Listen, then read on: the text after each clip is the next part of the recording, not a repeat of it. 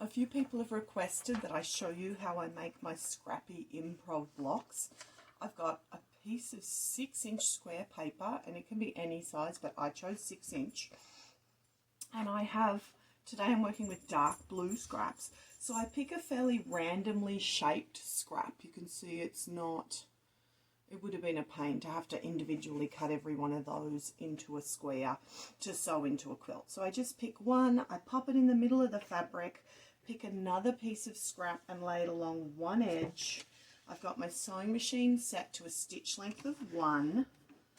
So I just stitch that one on, fold it back, and now because I want to minimize the amount of time at the pressing station, I'm going to sew another one onto the other side of that block. So I'm just picking a different fabric, laying it on one of the reasonably straightish edges there, and I'm going to sew that on. So there we are, the first 3 pieces are now sewn onto that piece of paper. You can see it's almost covered. So to begin with, I want to show you how I have my station set up. I have a little bin full of 6-inch squares of paper because I don't know how many I'm going to need until I get into the process.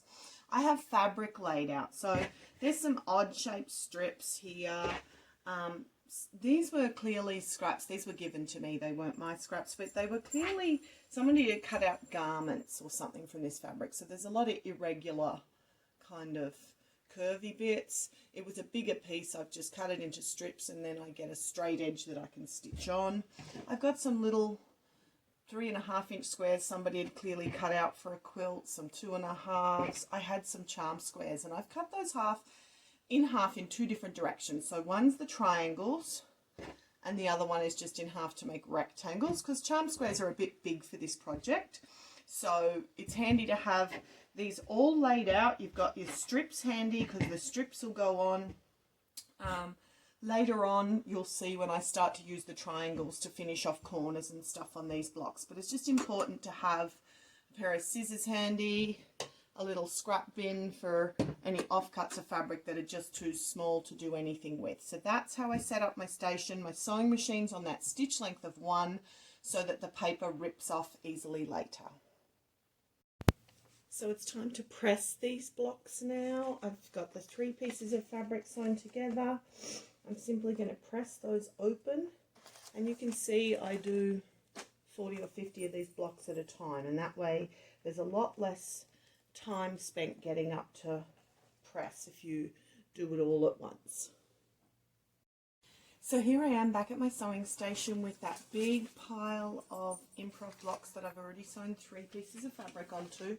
I want to show you this one because this strip here, these 3 pieces were too small to be terribly useful to sew on the edge, so I sewed 3 together and then that strip of fabric got sewn on to the center piece. So that's a way to include some smaller crummy pieces into your blocks. I also want to show you that I do not trim off the excess fabric anywhere where I've laid one over the top. You could trim that back to a 1/4-inch seam, but to do this many blocks it would take 3 times as long to make them. I leave it there.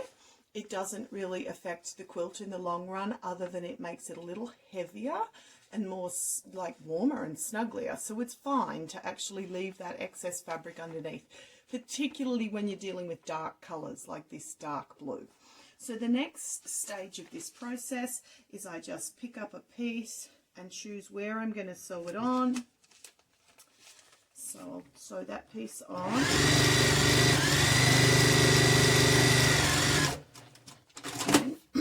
If it's a long strip like that, when I get to the end of where I want it stitched on, I just cut off the excess and pop it aside to put onto another block.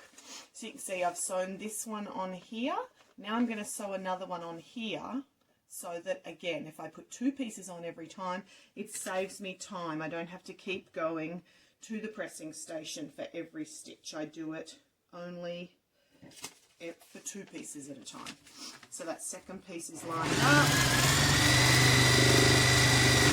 Stitched on. Again, I'm going to cut off that excess fabric there that was overhanging because I might be able to use that later on to finish a block.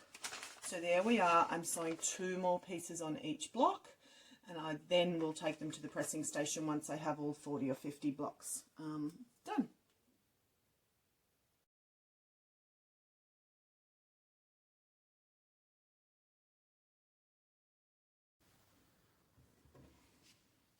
I just wanted to show you when you've got pieces of fabric that are different lengths, it doesn't matter, you don't need to trim them to the same length. Just pop your next piece of fabric away from the long edges, line them up with the short edge and just leave those extra bits of fabric there. So I just wanted to show you why I cut some of my charm square size scraps into triangles.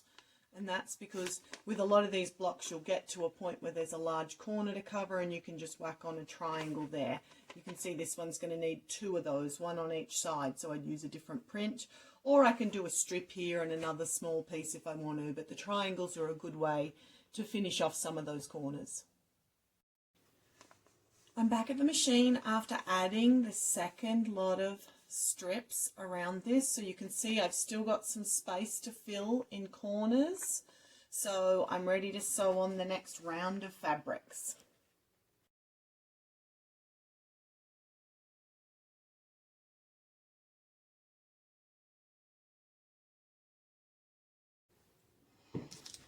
This is probably the final round for this block. It's only got a few tiny corners left, but that's exactly where all those offcuts that we were taking off earlier in the process were handy. So if you're sewing on a strip and it's a bit long and you cut a little bit off, you get all these little offcuts, but they're perfect for those corners. So don't throw them away early on. You'll be able to finish off blocks towards the end of the process with those little triangles on the corner.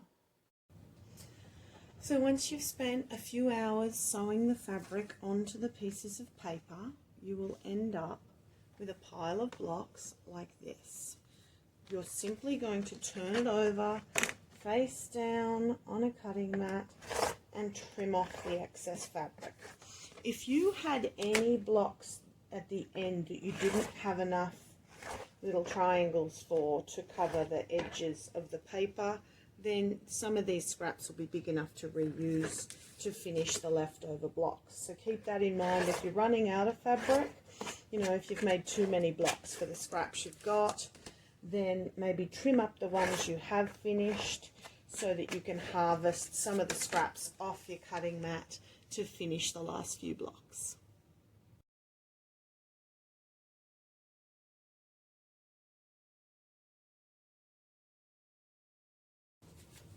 The final part with your Improv foundation piece Scrappy blocks is to remove the paper off the back. And it's a little tedious. You might want to have an audio book going or some good music in the background. But in less than 4 hours, I have made this giant stack of blocks. I haven't counted them yet, but there'll be at least 50 there, I'm thinking.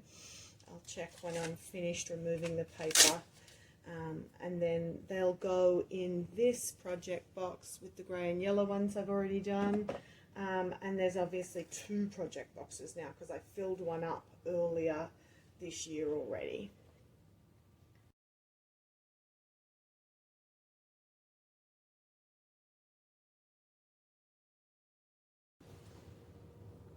I have finished piecing that massive pile of dark blue Scrappy Improv 6-inch blocks.